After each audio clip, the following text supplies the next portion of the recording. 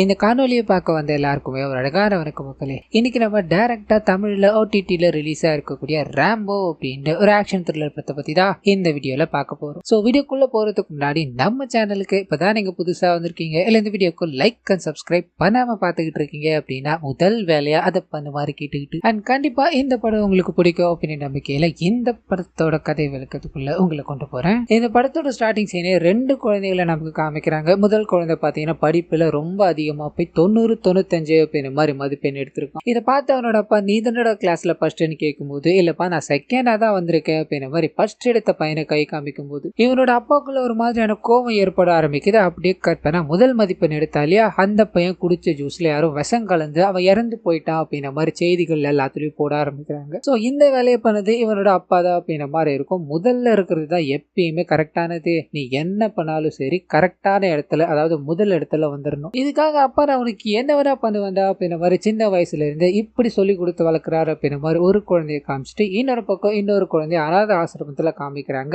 அங்க இருக்கிற நிறைய குழந்தைங்களோட அந்த குழந்தை ப்ரே பண்ணிக்கிட்டு இருக்கு. அப்போ அந்த பையனோட மனசுக்குள்ள ஏதோ ஒரு சோகம். இதை பார்த்து அவனோட அம்மா என்ன ஏதுன்னு கேட்கும்போது ஸ்கூல்ல ஃபாதர்ஸ் டே வைக்கிறாங்கம்மா, எல்லாரும் அப்பாவை கூப்பிட்டு போவாங்க, எனக்கு அப்பா இல்லாததால எனக்கு அது ஒரு மாதிரி வருத்தமா இருக்குன்னு சொல்ல அவனோட அம்மா தான் இந்த அனாத ஆசிரமத்தை நடத்துறாங்க அப்படின்ற மாதிரி இருக்கும். நீ ஒன்னும் கவலைப்படாதடா, நாம கிட்ட இருக்கிறத வச்சு அதாவது நம்ம கிட்ட இருக்கிறத வச்சு நம்ம சந்தோஷப்பட்டுக்கணும். உனக்கு அப்பா இல்ல அப்படின்ற ஒரு கவலை, ஆனா அம்மா நான் இருக்க இல்லையா, அங்க சுத்தி பார், இந்த எல்லா குழந்தைகளுக்கும் அப்பா அம்மா யாருமே கிடையாதுடா. சோ இதை நினைச்சு நீ என்னைக்குமே ஃபீல் பண்ணக்கூடாது, கடவுள் நமக்கு கொடுத்தது நாம சந்தோஷமா ஏத்துக்கணும் அப்படின்ற மாதிரி சொல்லி 2 கான்ட்ராஸ்டான குழந்தை பருவத்தை நமக்கு காமிச்சிட்டு அப்படியே கட் பண்ணி திருச்சியில காமிக்கிறாங்க. அங்க இருக்க ஒரு கல்லூரியில ஒரு இளம்பெண் தற்கொலை பண்ணிக்கிறாங்க அப்படின்ற மாதிரி இருக்கும். ஸோ அவங்க இறந்து போறதை காமிச்சிட்டு இன்னொரு பக்கம் கோர்ட்டுக்கு போகுது. அங்க ஒரு முக்கியமான நபர் சாட்சி சொல்ல வரணும் போல, அதுவும் ஆன்லைன்ல கனெக்ட் ஆகுறாங்க அப்படின்ற மாதிரி இருக்கும். அவங்களுக்காக அங்க இருக்க எல்லாருமே காத்துக்கிட்டே இருக்கும்போது ரொம்ப நேரம் ஆகுது, கனெக்டே ஆகல. இதனால சதா அப்படின்றவங்க அவங்களோட வக்கீல் மூலமா பேச ஆரம்பிக்கிறாங்க. இது ஒரு பொய் சாட்சி அப்படின்னு இதுல இருந்தே தெரிய வேணாமா, அவங்க சாட்சி சொல்ல கூட வரல, இதனால இந்த கேஸை தள்ளுபடி பண்ணணும் அண்ட் என்னோட கட்சிக்காரரான கௌதம ஹவுஸ் அரெஸ்ட்ல இருந்து ரிலீஸ் பண்ணணும் அப்படின்ற மாதிரி சொல்ல இந்த சைடு ஆப்பனட்டா இருக்கிறவர் இந்த மாதிரி என்னோட கட்சிக்காரருக்கு இவங்க மூலமா ஆபத்து இருக்கு, அதனாலதான் அவங்க வர தயங்குறாங்க, எனக்கு நீங்க கொஞ்சம் அவகாசம் கொடுத்தீங்க அப்படின்னா நாங்க அவங்கள பேச வைக்கிறோம் அப்படின்னு நம்மளாம் சொல்ல 2 ஜட்ஜு யோசிக்கிறாங்க. சரி உங்களுக்கு 2 நாள் அதாவது வீக்கெண்ட் ஆன 2 நாள் டைம் தரும், கோர்ட் லீவ் அப்படின்றதுனால அவங்கள நீங்க மண்டே நேரில் ஆஜர்படுத்தி ஆகணும், அப்படி இல்லை அப்படின்னா கௌதம் இருக்கா இல்லையா அவரோட ஹவுஸ் அரெஸ்ட் ரிலீஸ் செய்யப்பட்டு அவர் இந்த கேஸ்ல இருந்து விடுவிக்கப்படுவார் அப்படின்ற மாதிரி சொல்ல இந்த விஷயத்த சதா அந்த கௌதம் அப்படின்ற ஒரு கேரக்டர் இருக்கு இல்லையா அவர்கிட்ட போய் சொல்லும் போது அவர் பயங்கர டென்ஷன் ஆயிட்டாரு. இன்னும் 2 நாள் ஹவுஸ் அரெஸ்ட்லயே தான் இருக்கணுமா, நம்ம அந்த மலரை கண்டுபிடிச்சிங்களா இல்லையா அவளை கொன்னா எல்லா பிரச்சனையும் முடிஞ்சிருச்சு அப்படின்ற மாதிரி அவங்கள தேட ஆரம்பிக்கும் போது அவங்களுக்கு உதவுன ஒரு செக்யூரிட்டியை பிடிக்கிறாங்க. அந்த நபரை அடிச்சு பிடிச்சி விசாரிக்க ஆரம்பிக்கிறாங்க. அப்போ அந்த நபர் பார்த்தீங்கன்னா நீ மலரை கொல்லணும் அப்படின்ற மாதிரி தேடிக்கிட்டு இருக்க, ஆனா மலரோ உன்னை கொலை பண்ணணும் அப்படின்ற மாதிரி ஒருத்தனை தேடி போயிருக்கான்னு சொல்ல இந்த கௌதமுக்கு பயங்கர கடுப்பாயிடுது. என்ன கொல்ல ஒருத்தனா, அவன் பிறந்துதான் வரணும் அப்படின்ற மாதிரி சொல்ல அப்படியே கற்பனா ஒரு குத்துச்சண்டை நடக்கிற இடத்த காமிக்கிறாங்க. அங்க மார்டின் அப்படின்ற பிரபல குத்துச்சண்டைக்காரர் இது வரைக்கும் எந்த போட்டியிலுமே தோத்ததில்லை அப்படின்ற மாதிரி இருக்கும். அவர் அங்க சண்டை போட போறார் அப்படின்ற மாதிரி எல்லாரும் பெட் கட்டி காத்துக்கிட்டே இருக்க இவருக்கு அகைன்ஸ்டா இருக்க போறது நம்ம படத்தோட ஹீரோவான ராம்போ அப்படின்றவர் தான். ஸோ இவருக்கு ஒரு இன்டர்வியூ கொடுக்குறாங்க. இவங்க 2 பேருக்கும் சண்டை போக போகுது அப்படின்ற மாதிரி எல்லாமே ரெடியா இருக்கும் போது அந்த சமயத்துல தான் வில்லன் கேங் தேடிட்டு இருக்காங்க இல்லையா மலர் அப்படின்ற கேரக்டர் அவங்க இங்க வராங்க. காரணம் என்ன அப்படின்னா மார்டின் அப்படின்ற மாதிரி ஒரு சொல்லியிருந்தா இல்லையா அவர் தனக்காக உதவணும் அப்படின்ற மாதிரி அவரை கூட்டு போகலான்னு வந்திருப்பாங்க. ஸோ இங்க சண்டை போறதால அதை வேடிக்கை பார்க்க ஆரம்பிக்கிறாங்க. இங்க மார்டின் முதல்ல அடிச்சுக்கிட்டே இருந்தாலும் போக போக ராம்போ லீட் பண்ண ஆரம்பிக்கிறார். அண்ட் ஒரு கட்டத்துக்கு மேல ராம்போ இந்த சண்டையில ஜெயிக்கிறார் அப்படின்ற மாதிரி இருக்கும். மலருக்கு ஒரு மாதிரி ஆச்சரியமாயிடுது. காரணம் என்ன அப்படின்னா அவங்க மார்டினை உதவி கேட்கணும் அப்படின்ற மாதிரி தான் வந்திருப்பாங்க. மார்டின் இங்க அடி வாங்கி கிடக்கிறாரு, அவரை எதிர்த்து சண்டை போட்ட ராம்போ ஜெயிச்சிட்டார். ஸோ நாம ஏன் இவர்கிட்ட உதவி கேட்க கூடாது அப்படின்ற மாதிரி பண்றாங்க. அதே சமயத்துல ராம்போ ஜெயிச்சதால அந்த கிளப்பை நடத்திக்கிட்டு இருக்கா இல்லையா அவர் நிறைய பணங்களை கொடுத்து நான் சொன்னேன் இல்லையா நீ ஜெயிச்ச அப்படின்னா உனக்கு தெரியும் நிறைய பேர் வருவாங்கன்னு, அதுல ஒருத்தர் தான் இவர் அப்படின்ற மாதிரி ஒரு போலீஸ்காரரை அறிமுகப்படுத்துறாரு. அந்த போலீஸ்காரர் பாத்தீங்கன்னா இந்த பவுன்சர்ஸ் எல்லாத்தையுமே அதாவது முரட்டுத்தனமா சண்டை போட்டுக்கிட்டே இருக்க எல்லாத்தையுமே பவுன்சர்ஸ் தொழில ஈடுபடுத்திக்கிட்டு இருக்காரு அப்படின்ற மாதிரி இருக்கும். ஸோ நீ ஏன் கூட வந்த அப்படின்னா உனக்கு ப்ரொடெக்ஷனோட சேர்த்து பணமும் தருவேன், ஸோ நீ ஏன் கூட வர்றதுதான் கரெக்டா இருக்கும். அது மட்டும் இல்லாம இப்போ ஒருத்தனை அடிச்சு போட்டு வந்தியா அவனோட தம்பி பாஸ்கர் அப்படின்ற ஒரு கேங்ஸ்டர் இருக்கான், அவனுக்கு உண்மை தெரிஞ்சது அண்ணன் அடிச்சிட்டாங்கன்னு தெரிஞ்சதுன்னா உன்னை சும்மா விட மாட்டான், ஏன் கூட வர்றதுதான் உனக்கு நல்லது அப்படின்ற மாதிரி ஹீரோ கிட்ட டீல் பேசிக்கிட்டே இருக்கு. அவனோட அண்ணனே நான் அடிச்சிட்டேன், அவன் வந்தாலும் இதே நிலைமை தான் அப்படின்ற மாதிரி எந்த டீலுக்கும் மசியா முடியாம அங்கிருந்து கிளம்பி ஒரு அனாத ஆசிரமத்துக்கு போறாரு அப்படின்ற மாதிரி இருக்கும். ஸோ அம்மா இறந்து போனதுக்கு அப்புறம் இவர் தான் முழு நேரமா அதை எடுத்து நடத்திக்கிட்டு இருக்காரு. அங்க இருக்க எல்லா குழந்தைகளுக்கும் தேவையான உதவிகளை பார்த்து பார்த்து, அதாவது சண்டை போட்டு ஜெயிச்சுட்டு வர பணம் இருக்கு இல்லையா, அதுல பார்த்து பார்த்து பண்ணிக்கிட்டே இருக்கும்போது ஒரு லேடி இவரை சந்திக்கணும் அப்படின்ற மாதிரி வராங்க. அதே சமயத்துல மலரும் இவரை சந்திக்கணும் அப்படின்ற மாதிரி வர முதல்ல வந்தாங்க இல்லையா, அந்த லேடியை ஹீரோ சந்திக்கிறார். ஸோ அவங்க வந்ததுக்கான காரணம் என்ன அப்படின்னா, என்கிட்ட ஒரு 30 குழந்தைகள் இருக்காங்க, அனாதை குழந்தைகள் தான். நான் கொஞ்ச நாளா வேலைக்கு போக முடியாததால அவங்கள என்னால சரியா கவனிச்சுக்க முடியல. ஸோ இதனால அவங்க சோத்துக்கு கஷ்டப்பட்டுக்கிட்டு இருக்காங்க. நீங்க எங்களுக்கு உதவ முடியுமா அப்படின்ற மாதிரி கேட்க, 30 குழந்தைகளுக்கும் தேவையான எல்லா விஷயத்தையும் பண்ணிட்டு இனிமேல் அந்த 30 குழந்தைகளையும் நானே பாத்துக்கிறேன், இனிமேல் அவங்க எல்லாருமே என்னோட குழந்தைகள் அப்படின்ற மாதிரி சொல்லிட்டு போக இந்த விஷயத்த தூரத்துல இருந்து மலர் பாக்குறாங்க. ஸோ ஹீரோவை பார்த்து தனக்கு உதவணும் அப்படின்ற மாதிரி பேசி கூட்டு போகலான்னு வந்திருப்பாங்க. இப்போ இந்த விஷயத்த பார்த்ததும் என்னால அவருக்கு எந்த ஆபத்தும் வரக்கூடாது, அவரை நம்பி நிறைய குழந்தைகள் இருக்காங்க அப்படின்ற மாதிரி இவங்களோட ஃப்ரெண்டு கிட்ட சொல்லிட்டு இவரோட உதவி வேணாம் அப்படின்ற மாதிரி அங்க இருந்து கிளம்புறாங்க. கட் பண்ணா சதா அப்படின்ற ஒரு கேரக்டர் சொல்லியிருந்தா இல்லையா, அவங்க ஜெயிலுக்குள்ள இருக்க குருமூர்த்தி அப்படின்ற ஒரு கேரக்டரை போய் சந்திக்கிறாங்க. கவலையே படாதீங்க, உங்களை கொஞ்ச நாள்ல வெளியே எடுத்துடுற அப்படின்ற மாதிரி பயங்கரமா ஏதோ ஒரு பிரச்சனை நடந்திருக்கு போல, அதை சொல்லாம அங்கிருந்து வெளியே போக அப்படியே கட் பண்ணி ஊருக்குள்ள இருக்க மொத்த கேங்ஸ்டர்ஸையும் கூப்பிடுறாங்க. இந்த போட்டோல இருக்க பொண்ணு உடனடியா, அதாவது ஒரே நாளுக்குள்ள எங்களுக்கு தேவைப்படுறா, அவ எங்க இருக்கா அப்படின்னு சொல்றவங்களுக்கு 3 கோடியும், அவளை பணமா கொண்டு வந்தா அவங்களுக்கு 10 கோடியும் கொடுக்கப்படும் அப்படின்ற மாதிரி எல்லாரையும் அந்த பொண்ணை பார்த்துக்கோங்க, போட்டோ எடுத்துக்கோங்கன்னு சொல்ல இந்த விஷயத்த பாஸ்கர் கவனிக்கிறாரு. அவர் கூட இருக்க நபர் பாத்தீங்கன்னா, அண்ணே இந்த பொண்ணை நான் பார்த்தேன்னு, நம்ம அந்த ஆசிரமத்தை ஆட்டையை போடலாம் அப்படின்ற மாதிரி போய் போட்டோ எடுக்க அனுப்பிச்சு விட்டீங்கல்ல, அப்போ அந்த போட்டோல அந்த பொண்ணு இருக்கிறத நான் கவனிச்சேன், அவ கண்டிப்பா அங்கதானே இருக்கணும், வாங்கின போலாம் அப்படின்ற மாதிரி கிளம்ப இந்த விஷயம் அந்த போலீஸ்காரர் இருக்கா இல்லையா அவருக்கு தெரிய ஆரம்பிக்குது. ஸோ அந்த பொண்ணை பிடிச்சி கொடுத்தா 10 கோடி, இது நம்ம சும்மா விடக்கூடாது அப்படின்ற மாதிரி பாஸ்கருக்கு முன்னாடி அந்த பொண்ணை தூக்கலான்னு அந்த இடத்துக்கு போக அங்க அவங்க இல்ல, அவங்க ஒரு லேடிஸ் ஹாஸ்டல்ல தான் தங்கிட்டு இருக்காங்கன்னு தெரிய வருது. ஸோ வேகமா அங்க போறாரு. அங்க போய் செக் பண்ணி பார்க்க தனக்கு முன்னாடியே பாஸ்கர் அந்த பொண்ணை தூக்கிட்டு போயிட்டா அப்படின்னு தகவல் கிடைக்க ஆரம்பிக்குது. என்ன பண்ணலாம் அப்படின்ற மாதிரி யோசிக்க கட் பண்ணி ஹீரோ கிட்ட போகுது. அவர் போட்டியில ஜெயிச்சுக்கிட்டே இருந்தா, அப்படி நீ தோக்குறதுல இருந்தா நிறைய பணம் கிடைக்குது அப்படின்ற மாதிரி ஹீரோவை தோக்கடிச்சு நிறைய பணத்தை அந்த நடத்திக்கிட்டு இருக்கா இல்லையா அந்த நம்ம சம்பாதிக்கிறார் அப்படின்ற மாதிரி இருக்கும். ஹீரோக்கு வழக்கம் போல ஷேர் கொடுக்க அந்த ஷேர் எடுத்துக்கிட்டு தன்னோட இல்லத்துக்கு போய் அங்க தேவையான விஷயங்கள் எல்லாத்தையும் கவனிச்சுக்கிறாரு. ஆசிரமத்தோட ஓனர் கிட்ட போய் 3 மாசம் வாடகையை கொடுக்கும்போது அந்த நபர், தம்பி நீ வாடகை கொடுக்கல, லேட் ஆகுது அப்படின்றதுக்காகலாம் நான் சொல்றேன் நினைச்சுக்காத, என் பொண்ணுக்கு கல்யாணம் பேசியிருக்கேன்ப்பா, அந்த கல்யாணம் நல்லபடியா நடக்கணும் அப்படின்னா அந்த ஆசிரமம் இருக்கு இல்லையா அந்த இடத்த வித்தா மட்டும்தான் தம்பி நடக்கும். ஸோ அந்த இடத்த நீ காலி பண்ணி கொடுத்துருப்பான்னு சொல்ல இவருக்குள்ள ஒரு சோகம் இருந்தாலும் ஓனர் சொல்லிட்டாரு. இதுக்கு வேற வழி கிடையாது அப்படின்ற மாதிரி நிறைய இடங்களை தேடி அலைய ஆரம்பிக்கிறாரு. யாருமே ஆசிரமத்துக்குன்னா நாங்க இடமே கொடுக்க மாட்டோம் அப்படின்ற மாதிரி மறுத்து விட, இதனால என்ன போறதுன்னு தெரியாம ஓனர் கிட்டே போறாரு. சார் நீங்க தான் ஏதாவது பண்ணணும், எனக்கு ஒரு ஐடியா தோணுது சார், நீங்க அதை விற்க போறோம் தானே சொன்னீங்க,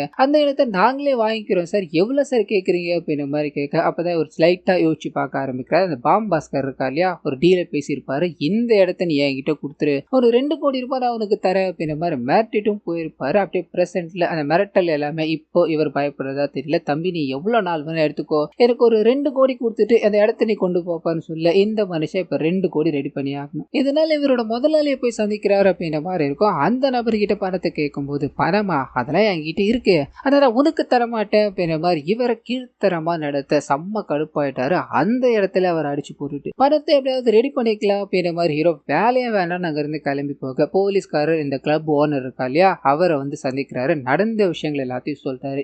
என்னையா நீ இவ்வளோ கொலாப்ஸ் பண்ணிட்ட, 10 கோடி அவனை வச்சு சம்பாதிக்கலாம், அதாவது அவனை அந்த பொண்ணை தூக்கிட்டு வர அனுப்பி விட்டு சம்பாதிக்கலாம் அப்படின்ற மாதிரி நான் பிளான் போட்டு வச்சா, நீ எல்லாத்தையும் குழப்பி வச்சிருக்கியா, முதல்ல அந்த 2 கோடி ரூபாய் பணத்தை கூட டீலை நான் பேசிட்டு வரேன் அப்படின்ற மாதிரி பணத்தை எடுத்துக்கிட்டு ஹீரோவை போய் சந்திக்கிறாரு. தம்பி எனக்கு நீ ஒரு வேலை பண்ணி கொடுத்தாகணும், அதை பண்ணி கொடுத்த அப்படின்னா ரெடி கேஷா நான் அவருக்கு நீ கேட்கிற பணத்தை கொடுக்குறேன், எனக்கு ஒரு பொண்ணை மட்டும் கொண்டு வர முடியுமா, அதுவும் பாஸ்கர் கிட்ட இருந்து கொண்டு வரணும்னு சொல்ல இவர் இந்த மாதிரி விஷயங்களுக்குலாம் துணை போக மாட்டார். ஒரு பொண்ணை தூக்கிட்டு வந்து பணத்தை வாங்குறது அப்படின்லாம் எனக்கு சரிப்பட்டு வராது, இதை நான் பண்ண மாட்டேன் அப்படின்ற மாதிரி அங்க இருந்த கிளம்பி ஆசிரமத்துக்கு போக அப்போ 3 குழந்தைகள் ஸ்கூல்ல இருந்து வீடு வரல அப்படின்ற மாதிரி தகவல் தெரியுது. அவங்களை தேடி வேகமா ஸ்கூலுக்கு போக அங்க பாத்தீங்கன்னா ஸ்கூலுக்கு ஃபீஸ் கட்டல அப்படின்ற மாதிரி அந்த 3 குழந்தைகளை உட்கார வச்சிருக்காங்க. இதனால ஹீரோ அங்க போய் பேசி அவங்களை கூப்பிட்டு வரும்போது, அண்ணா நாங்க இவ்வளவு பெரிய ஸ்கூல்ல படிச்சா நிறைய செலவாகும் அப்படின்ற மாதிரி எதிர்பார்க்கலண்ணா, நாங்க கனவு காணாலும் நீங்க ஏன்னா இந்த ஸ்கூல்ல சேர்த்தீங்க, இப்ப பாருங்கண்ணா எங்களால நீங்க மத்த குழந்தைகளை பார்க்க முடியாம போகுது நான் ஃபீல் பண்ணிக்கிட்டே இருக்கேன். இவரோட நண்பர் டே நம்ம ஒரு நல்லது பண்ணணும் அப்படின்னா ஏதாவது ஒரு கட்ட விஷயத்த பண்ணி தான் ஆகணும், அது கட்டாயமாவும் ஆயிடுச்சுரா, இப்போ அந்த பணத்தை வேணாம் அப்படின்ற மாதிரி நீ உதறிட்டு வந்துட்ட, இதனால நமக்கு என்ன பண்றது ஏது பண்றது அப்படின்ற ஒரு கட்டாயத்தில் நிக்கிறோம்டா, ஒரு கெட்டது பண்ணி நிறைய நல்லது நடக்குது அப்படின்னா அது பண்ணதுல தப்பு இல்லடான்னு சொல்லும்போது இவர் ஒத்துக்கிறாரு. அப்படியே கட் பண்ணா பாஸ்கர் அந்த கேங் இருக்கு இல்லையா, அந்த சதாவோட கேங், அவங்களுக்கு ஃபோன் பண்ணி பணத்தை எல்லாத்தையும் ரெடி பண்ணி கொண்டு வாங்க அப்படின்ற மாதிரி டீலை பேசி வச்சுக்கிட்டே இருக்கும்போது ஹீரோ அங்க போறாரு. அங்க இருக்க எல்லாரையும் அடிச்சு போட்டுட்டு அந்த பாஸ்கர் கிட்ட இருந்து பொண்ணை தூக்கிட்டு போறாரு அப்படின்றத காமிக்கிறாங்க. கட் பண்ண போலீஸ்காரர் கிட்ட ஹேண்ட் ஓவர் பண்ணிட்டு இவருக்கு தேவையான பணத்தை எல்லாத்தையும் வாங்கிட்டு போலீஸ்காரர் நல்ல வேலை பண்ண, இனிமேல் உனக்கும் இந்த பொண்ணுக்கும் எனக்கும் உனக்கும் எந்த பிரச்சனையும் கிடையாது, போயிட்டு வாப்பா அப்படின்ற மாதிரி அனுப்பி வைக்க அப்படியே போலீஸ்காரர் சதா இருக்காங்க இல்லையா, அவங்களுக்கு போன் அடிக்கிறாங்க. மேம், பாஸ்கர் கிட்ட இருந்து நம்ம பையன் அந்த பொண்ணை தூக்கிட்டு வந்துட்டான், நீங்க பணம் கொடுக்கதா சொன்னீங்க இல்லையா, அது பணத்தை எடுத்துக்கிட்டு ஒரு பர்டிகுலர் இடத்துக்கு வர முடியுமான்னு சொல்ல இவங்க வேக வேகமா பணத்தை எடுத்து அந்த பர்டிகுலர் இடத்துக்கு போகும்போது அங்க யாருமே இல்லை. இதனால குழம்பி போறாங்க. என்னவா இருக்கும் அப்படின்ற மாதிரி நின்றுகிட்டே இருக்கும்போது அப்பதான் ஹீரோ இருக்கா இல்லையா, அவர்கிட்ட இருந்து போன் வருது. மேம், அந்த போலீஸ்காரர்கிட்ட பொண்ணு இருந்தது அப்படின்லாம் உண்மைதான், ஆனா அந்த மனுஷன் 2 கோடிக்கு என்கிட்ட டீல பேசிட்டு உங்ககிட்ட 10 கோடிக்கு பேரம் பேசியிருக்கான், 10 கோடி ஈஸியா விட முடியுமா, அதனாலதான் பொண்ணை நான் தூக்கிட்டு வந்துட்டேன், சோ நீங்க இந்த இடத்துக்கு வந்தீங்க அப்படின்னா பொண்ணை கூட்டு போகலான்னு சொல்ல இவங்க வேக வேகமா அந்த இடத்துக்கும் போய் பாக்குறாங்க. அங்கேயும் பொண்ணை காணும். குழம்பி போறாங்க. என்ன சுத்த விட்டுக்கிட்டு இருக்காங்க அப்படின்ற மாதிரி போன் வந்தது இல்லையா ராம்போக்கு, இவங்களே டயல் பண்ணி கேட்க ஆரம்பிக்கிறாங்க. ஐயோ, உங்ககிட்ட சொல்லாம வந்துட்டேனா, நான் ஃபோன் பண்ணிட்டு வச்சேன் இல்லையா, அப்ப அந்த பொண்ணு என்கிட்ட பேசிச்சின்னு சொல்ல ஒரு சின்ன பிளாஷ்பேக் வந்து போக ஆரம்பிக்குது. நீங்க எதுக்காக பண்றீங்க அப்படின்லாம் எனக்கு தெரியாது, ஆனா நீங்க கண்டிப்பா ஒரு தர்மத்துக்காக தான் பண்ணுவீங்க அப்படின்றதுக்கு என்னால புரிஞ்சுக்க முடியுது. நீங்க அவங்க கிட்ட இருந்து என்னை காப்பாத்தினீங்க அப்படின்னா அவங்க 10 கோடி தரேன்னு சொன்னாங்க இல்லையா, நான் உங்களுக்கு 20 கோடியா தரேன் அப்படின்ற மாதிரி ஹீரோயின் இருக்காங்க இல்லையா, அவங்க டீல் பேசியிருப்பாங்க. ஸோ இந்த டீலால நம்ம ஹீரோ இவங்க எல்லாரையும் தட்டி விட்டுட்டு மலர திருச்சியில இருக்க கோர்ட்டுக்கு கூட்டு போற அப்படின்ற மாதிரி சம்மதிக்கிறாரு. இதனால இந்த சதா பயங்கர கடுப்பாயிடுறாங்க. இதுக்கு மேல முடியாது, கௌதமி நீ நேர்ல வந்தா மட்டும்தான் இதை ஹேண்டில் பண்ண முடியும் அப்படின்ற மாதிரி சொல்ல அந்த நபர் இறங்க ஆரம்பிக்கிறாரு. ஊருக்குள்ள இருக்க மொத்த ரவுடி ஒண்ணு கூட்டிட்டு அந்த பாஸ்கர் கிட்ட ராம்போ யார் என்ன அப்படின்றத கேட்டு தெரிஞ்சுக்க ஆரம்பிக்கிறாரு. அப்பதான் சதா ஒரு சில விஷயங்களை சொல்ல ஆரம்பிக்கிறாங்க. இங்க இருந்து டெல்லி போன ஒரே ஒரு பாக்ஸர் அவன் தான், அண்ட் இந்தியாவில நம்பர் 1 பாக்ஸர் ஆகக்கூடிய திறமை இவங்கிட்ட இருந்தது, இவன் ஆடின எந்த போட்டியிலுமே தோத்ததில்லை அப்படின்ற மாதிரி சொல்றாங்க. அப்போ இவனோட ட்ரிங்க்ஸ்ல ட்ரக்ஸ் கலந்ததை போலீஸ்காரங்க கண்டுபிடிச்சிருக்காங்க. ஸோ ட்ரக்ஸ் மூலமா தான் இவன் ஜெயிக்கிறான் அப்படின்ற மாதிரி இவனை பேன் பண்ணி அனுப்பிச்சிருக்காங்க. இதை அவனோட கோச்சே சொல்லியிருக்காரு அப்படின்ற மாதிரிலாம் இவனை பத்தி, அதாவது ஹீரோவை பத்தி சொல்லிக்கிட்டே இருக்கும்போது இந்த சைடு கௌதமுக்கு ஒரு மாதிரி புன்னகையா இருக்கு. அப்படியே ராம்போவுக்கு போன் பண்ணி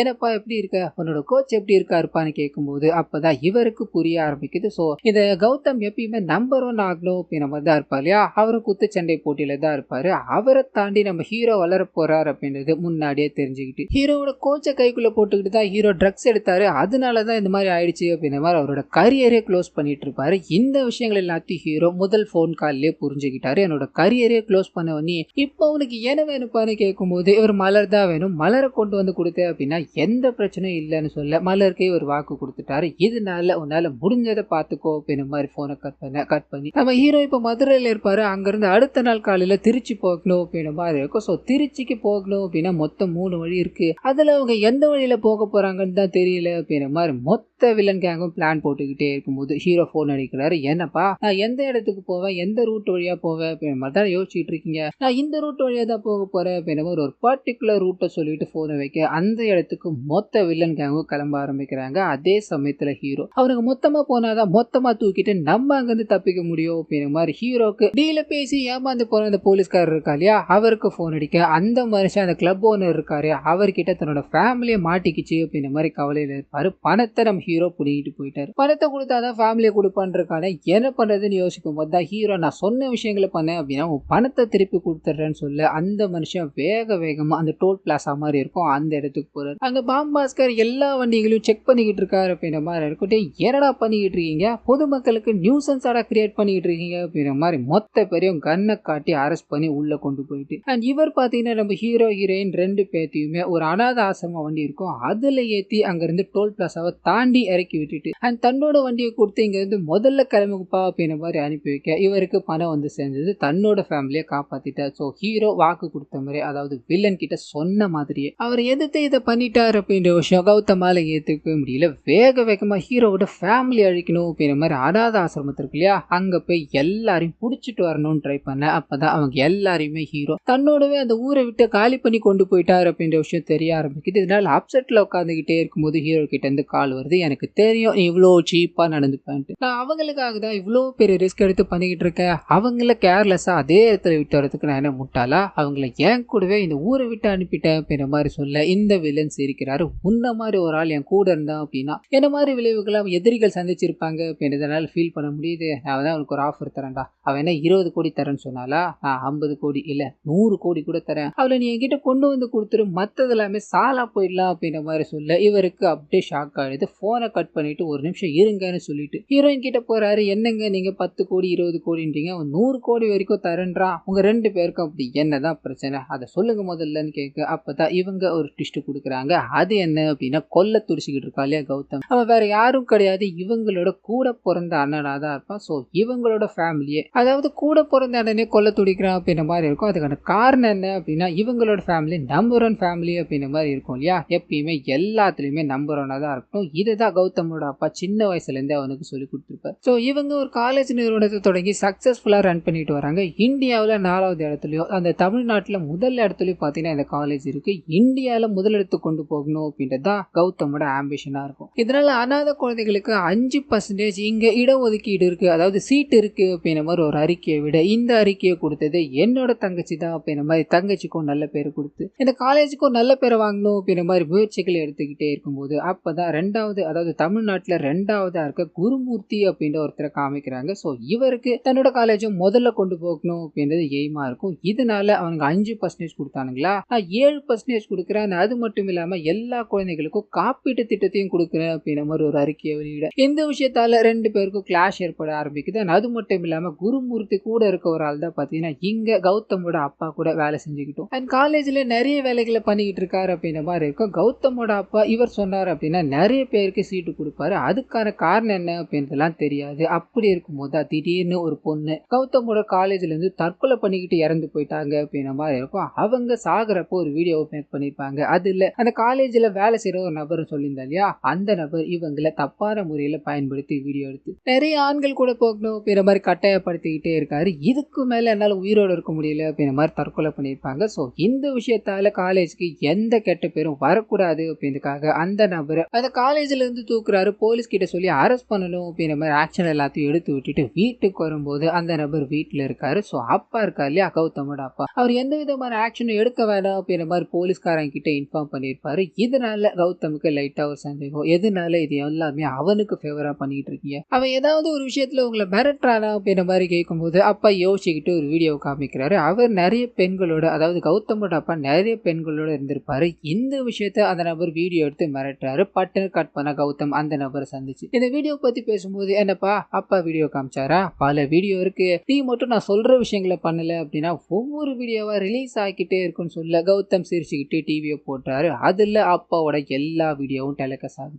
அது கூடவே கௌதமோட அப்பா தற்கொலை பண்ணிக்கிட்டு இறந்து போயிட்டார் அப்படின்னு நியூஸும் வர ஆரம்பிக்குது. ஸோ அப்பதான் கௌதம் என்ன பண்ணார் அப்படின்றது தெரிய ஆரம்பிக்குது. சின்ன வயசுல இருந்தே நம்பர் 1 ஆகணும் அப்படின்ற மாதிரி நீங்க எனக்கு சொல்லி சொல்லி கொடுத்து வளர்த்துக்கிட்டே இருந்தீங்க. உங்களுக்காகவே நான் எல்லா விஷயத்தையும் நம்பர் 1 இருக்கணும் அப்படின்ற மாதிரி ஹார்ட் ஒர்க் பண்ண ஆரம்பிச்சேன். அப்படி இருக்கும்போது உங்களால அந்த நம்பர் 1 போக போகுது அப்படின்றதுனால ஏத்துக்க முடியல. ஸோ இதை விட்டா எனக்கு ஒரு வழி கிடையாது அப்படின்ற மாதிரி தன்னோட அப்பாவை கொலை பண்றாரு. இப்போ குருமூர்த்தி இண்டஸ்ட்ரி ஏதாவது பண்ணணும் அப்படின்றதுக்காக குருமூர்த்தியோட ஆளை தான் இவர் இப்ப புடிச்சிட்டா இல்லையா. அவர் மூலமா அனாத ஆசிரமத்துல ஒரு மீட்டிங் ஏற்பாடு பண்ணியிருப்பாங்க. இடஒதுக்கீடு கொடுத்ததுக்காக அதை பத்தி பேசிக்கிட்டே இருக்கும்போது அங்க இருக்க குழந்தைகள் எல்லாத்துக்குமே ட்ரக்ஸை கலந்து கொடுத்து அந்த குழந்தைகள் எல்லாருமே இறந்து போறாங்க அப்படின்ற மாதிரி இருக்கும். காப்பீட்டு திட்டத்துக்காக தான் குருமூர்த்தி இந்த வேலையை பண்ணிட்டார் அப்படின்ற மாதிரி ஜெயில புடிச்சு போட இந்த சைடு இவருக்கு, அதாவது கௌதமுக்கு சாதகமா நடக்க ஆரம்பிக்குது. அந்த சமயத்துல தான் மலருக்கு எல்லா உண்மைகளும் தெரிஞ்சு போகுது. நீங்க போலீஸ்ல சரணடையல அப்படின்னா இந்த உண்மைகள் எல்லாத்தையும் நானே சொல்லிடுவேனா, உங்க மேல கேஸ் போட்டுடுவேனா அப்படின்ற மாதிரி அங்க இருந்து போகும்போது இவர் என்ன பண்ணுதுன்னு யோசிக்கிறாரு. அப்பதான் குருமூர்த்தியோட பெண்ணான சதா கூட இவர் ஒரு பெரிய டீல போடுறாரு அப்படின்ற மாதிரி இருக்கும். 2 சைடும் இழப்பாயிருச்சு. இதுக்கு மேல பிரச்சனை வேணாம், உங்களோட பொண்ணை நான் கல்யாணம் பண்ணிக்கிட்டேன் அப்படின்னா நீங்களும் நம்பர் 1 இருக்கலாம், நானும் நம்பர் 1 இருக்கலாம். ஸோ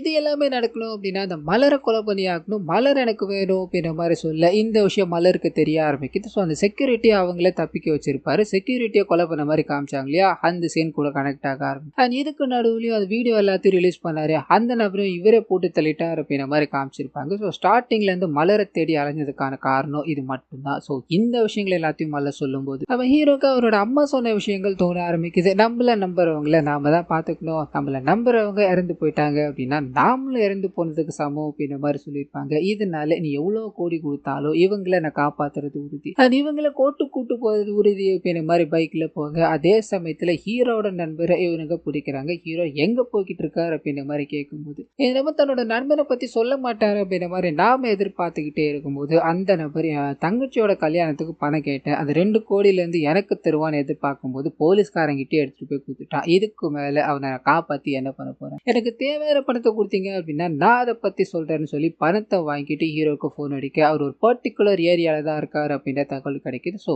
பாஸ்கர் அனுப்பி ஹீரோவையும் மலரையும் புடிச்சிட்டு வாங்க அப்படின்ற மாதிரி அனுப்பிவிட மலருக்கு தன்னை காட்டி கொடுத்துட்டாங்க அப்படின்ற விஷயம் தெரிய ஆரம்பிக்குது. இதனால ஹீரோவோட ஃப்ரெண்டை நம்பாத அப்படின்ற மாதிரி ஹீரோ கிட்ட சொல்லிக்கிட்டே இருக்கும்போது எல்லா ஆளுங்களும் வந்துட்டாங்க. ஸோ இங்க ஒரு பயங்கரமான சண்டை போக ஆரம்பிக்குது. இத்தோட முடிவில் பாஸ்கர் அவரோட ஆளுங்க எல்லாருமே அடி வாங்கி கீழே விழுந்திருக்கும் போது ஹீரோ முதல் வேலையா தன்னோட நண்பருக்கு போன் பண்றாரு. என்னடா பணம் வாங்கிட்டியா, நான் சொன்ன விஷயம் ஒர்க் ஆயிடுச்சுல, எனக்கு ஒன்றும் இல்லை, நீ சந்தோஷமா இருடா அப்படின்ற மாதிரி கல்யாண வேலைகளை பாருடா அப்படின்ற மாதிரி சொல்லிட்டு போனை கட் பண்ண. அப்பதான் இது ஹீரோவோட ஸ்கெட்ச் தான். அவரோட நண்பருக்கு பணம் தேவைப்படுது, இதனால என்ன பதத்துன்னு தெரியாம நீ இந்த விஷயத்த பண்ணுடா அப்படின்ற மாதிரி சொல்லியிருப்பார். ஸோ இந்த விஷயங்களை ஹீரோயின் பார்த்ததும் அவர் மேல மரியாதை கூட ஆரம்பிக்குது. அப்படியே கட் பண்ண வில்லன் அந்த கேஸை தள்ளி வைக்கலாம் அப்படின்ற மாதிரி ட்ரை பண்றாங்க, முடியல. அதாவது மட்டும் இல்லாம இவங்களோட கேங்ல இருக்க ஒருத்தர் தான் மலருக்கு உதவி பண்ணிட்டு இருக்காரு அப்படின்ற தகவல் கிடைக்குது. ஸோ அவரை பயங்கரமான முறையில கொலை பண்ணி இதுக்கு மேல அவங்கள உயிரோட விடக்கூடாது, எக்காரணத்தை கொண்டு அவங்க கோர்ட்டுப்படியை தொடக்கூடாது அப்படின்ற மாதிரி இவங்க கோர்ட்ல நிறைய ஆளுங்களை நிக்க வச்சு அவனுக்கு கண்டிப்பா உள்ள வரக்கூடாது அப்படின்ற மாதிரி உள்ள போய் ரெடியா காத்துக்கிட்டே இருக்கும்போது அப்பதான் சதாக்கு போன் வருது, இவங்களை கைது பண்ண ஆனே பிறப்பிச்சுட்டாங்க அப்படின்ற மாதிரி. இது ஒரு மாதிரி ஷாக்கா இருக்கு. காரணம் என்ன அப்படின்னா ஹீரோ கோர்ட்டுக்கு வராம ஜட்ஜ் அவரோட வீட்டிலே போய் சந்திச்சு நடந்த விஷயங்கள் எல்லாத்தையும் சொல்லி அவங்க 2 பேரையும், அதாவது சதா அண்ட் கௌதம் 2 பேரையும் அரெஸ்ட் பண்ணதுக்கான எல்லா வேலைகளையும் பார்த்துட்டாங்க அப்படின்ற மாதிரி இருக்கும். இந்த விஷயம் கௌதமுக்கு தெரிஞ்சதோ என்ன பண்றதுன்னு தெரியாம அங்க இருந்து ஓடி போக அப்படியே கட் பண்ண ஹீரோ இருக்கா இல்லையா, அவரை கூப்பிட்டுக்கிட்டு ஹீரோயின் ஒரு பெரிய பாக்ஸிங் பண்ற ரிங்கு கூட்டு போறாங்க. அங்க இருக்கிறது கௌதமும் அவரோட காதலியான சதாவும் அப்படின்ற மாதிரி இருக்கும். இதை பார்த்தது ஹீரோக்கும் ஒன்றும் புரியல. அப்பதான் ஒரு சின்ன விஷயம் ரிவீல் ஆக ஆரம்பிக்குது. இந்த அரெஸ்ட் பண்ற வேலைகள் எல்லாத்தையும் பார்க்க ஆரம்பிச்சிட்டாங்க இல்லையா, அப்ப மலர் அவங்களோட அண்ணனுக்கு போன் பண்ணி இந்த விஷயங்கள் எல்லாத்தையுமே ஒதுக்கி வச்சுட்டு நீ சரணடைஞ்சிடனா, அது ஒண்ணு மட்டும் தானா வழி அப்படின்ற மாதிரி சொல்ல 2 பேருக்கும் நடுவுல கான்வர்சேஷன் அதிகரிக்க ஆரம்பிக்குது. இத்தோட முடிவுல நான் சரணடையணும் அப்படின்னா நான் தோத்தா மட்டும்தான் அது நடக்கும், உன்னால அந்த ரேம்போவை கூட்டு வர முடியுமா, அவன் கூட நான் சண்டை செய்யறேன், அதுல அவன் ஜெயிச்சிட்டான் அப்படின்னா நான் சரணடைறேன், தோத்துட்டானா நீங்க 2 பேருமே இறந்து போவீங்க, பரவாயில்லையான்னு கேட்க இவங்க இதுக்கு சம்மதிக்கிறாங்க. கண்டிப்பா இந்த சண்டையில நீ தான் ஜெயிப்ப அப்படின்னு எனக்கு தெரியும், உன்னோட வாய்ப்பா இதை எடுத்துக்கோ, உன்னோட கரியர் போச்சு இல்லையா, அதுக்கு நீ இங்க தான் மீட் எடுக்க முடியும் அப்படின்ற மாதிரி ஹீரோ மோட்டிவேட் பண்ணி ரிங்குக்குள்ள அனுப்ப 2 பேருக்கும் சண்டை போக ஆரம்பிக்குது. இத்தோட முடிவுல ராம்போ தான் ஜெயிக்கிறார் அப்படின்ற மாதிரி இருக்கும். கட் பண்ண ராம்போட கரியர் மறுபடியும் மறு விசாரணை பண்ணப்பட்டு அவர் மறுபடியும் குத்துச்சண்டையில ஜாயின் ஆகிறார் அப்படின்ற மாதிரியும் கௌதம் சதா 2 பேரையுமே கைது பண்ணிட்டாங்க. இப்போ அந்த மொத்த இதுவுமே ஹீரோயின் தான் பார்த்துக்கிட்டு இருக்காங்க அப்படின்ற மாதிரியும் அவங்களோட தலைமையில அனாத ஆசிரமத்தை ஆரம்பிச்சு நம்ம ஹீரோ நிறைய குழந்தைகளை வளர்த்துக்கிட்டு இருக்காரு அப்படின்ற மாதிரி காமிச்சு இந்த படத்தை இத்தோட முடிக்கிறாங்க. ஸோ இந்த படம் பார்த்தீங்கன்னா ஒரு பிலோ ஆவரேஜான படம் தான். அருள்நிதியோட ரீசன்ட் படங்கள் எல்லாமே பார்த்தீங்கன்னா மிஸ்ட்ரியாகவும் சஸ்பென்ஸ்ஃபுல்லாகவும் இருக்கும். இதனால இந்த மனுஷன் இந்த மாதிரி கதைகளை தேர்ந்தெடுக்கிறாரு, சூப்பரா நடிக்கிறார் அப்படின்னு ஒரு பேரை வாங்கியிருந்தாரு. இப்போ இந்த படம் ரிலீஸ் ஆயிருந்தது அப்படின்னா அது எல்லாமே போயிட்டு இருக்கும். ஸோ எல்லாம் யோசிச்சு தான் இந்த படத்தை டைரக்ட் ஓடிடியா கொடுத்துருக்காங்க போல. எது எப்படியோ ஒரு 2 மணி நேரம் கிட்ட இந்த படம் ஓடுது. சன் நெக்ஸ்ட்ல அவைலபிளா இருக்கு. பார்க்கணும்னு விருப்பப்படுறவங்க ஸ்ட்ரைட்டா பார்த்துக்கலாம், இல்ல கதை தெரிஞ்சுக்கிட்டா போதும் அப்படின்றவங்களுக்கு இந்த வீடியோவே கரெக்டா இருந்திருக்கும் அப்படின்ற மாதிரி நான் ஃபீல் பண்றேன். இதுல ஏதாவது நிறை குறைகள் இருந்தது அப்படின்னா அதை மறந்துடாம கமெண்ட்ஸ்ல பதிவிடுங்க.